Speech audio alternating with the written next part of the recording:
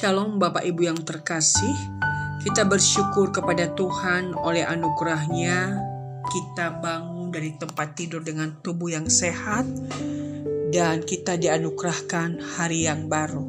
Sebelum kita memulai segala sesuatu, mari kita terlebih dahulu merenungkan firman Tuhan dan sebelumnya kita berdoa. Bapa, terima kasih buat anugerah-Mu Tuhan yang terus Engkau nyatakan dalam hidup kami hari lepas hari. Sebelum kami memulai hari ini, kami ingin merenungkan kebenaran firman-Mu. Tuhan, kiranya Roh Kudus-Mu membimbing kami untuk kami memahami dan mengerti kebenaran firman Tuhan ini. Demi nama Yesus kami sudah bersyukur dan berdoa. Amin.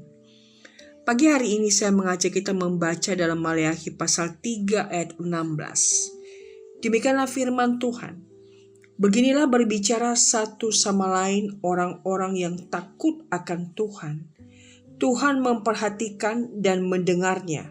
Sebuah kitab peringatan ditulis di hadapannya bagi orang-orang yang takut akan Tuhan dan bagi orang-orang yang menghormati namanya. Demikian jom bacaan firman Tuhan. Perikop pasal yang ketiga ini, khususnya di dalam ayat yang ke-16, bagian ini diberi judul oleh LAI, kemenangan terakhir bagi orang benar. Yang terkasih, pada masa Maleakhi, bangsa Israel mengalami kebingungan. Sepertinya mereka melihat bahwa tidak ada perbedaan antara orang benar dan orang fasik. Perbedaan antara orang beribadah dengan yang tidak beribadah kepada Tuhan nyaris sama saja. Apa respon Allah mendengar ucapan mereka? Di dalam ayat yang ke-13 di sana Tuhan berkata, "Bicaramu kurang ajar tentang aku, firman Tuhan. Tetapi kamu berkata, apakah kami bicarakan di antara kami tentang engkau?" Nah, saudara, kenyataannya bahwa kita memang menjumpai banyak orang fasik hidup berlimpah dan mujur ketimbang anak-anak Tuhan. Kita melihat mereka yang hidupnya berbuat jahat semakin sukses, sementara orang yang hidupnya jujur, bahkan seringkali hidupnya mengalami kesulitan, bahkan mengalami PHK karena kejujurannya dan jabatannya tidak bisa naik karena menegakkan kebenaran, tetapi orang yang bisa kompromi dengan dosa, bahkan mereka bisa sukses dan mengalami kenaikan jabatan misalkan. Saudara, banyak yang mulai merasa tidak ada gunanya hidup untuk menjadi orang jujur di hadapan Tuhan dan sesama. Dan akibatnya banyak anak Tuhan berpikiran sama seperti bangsa Israel. Tuhan merespon keras perkataan mereka yang kurang ngajar itu di dalam ayat ke-13. Alasannya bahwa perbedaan yang diinginkan oleh bangsa Israel dengan bangsa-bangsa lain yang tidak beribadah kepadanya semata-mata hanya persoalan jasmani, hal-hal yang tampak oleh mata. Tanggapan Maleakhi mulai dengan melaporkan perkataan orang-orang yang takut akan Allah, ayat 16-18, di mana mereka saling menguatkan.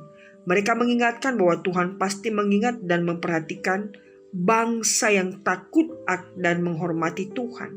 Perkataan itu diteguhkan dengan firman dari Allah sendiri, bahwa mereka yang menghormati Allah merupakan pewaris sejati identitas Israel sebagai milik kesayangannya.